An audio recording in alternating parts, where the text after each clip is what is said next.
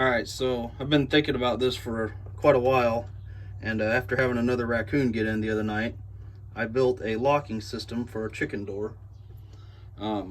It's basically attached to our motor up there, and then we have a timer over here that runs it day and night. So Charlie, go ahead and call out morning. Bottom right. Bottom right. It's not going.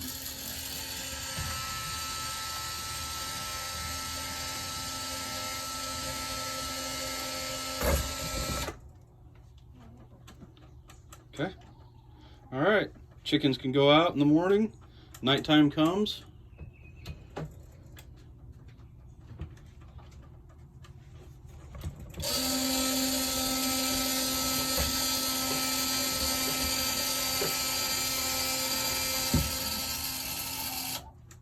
Door goes back down and is secured on these screws.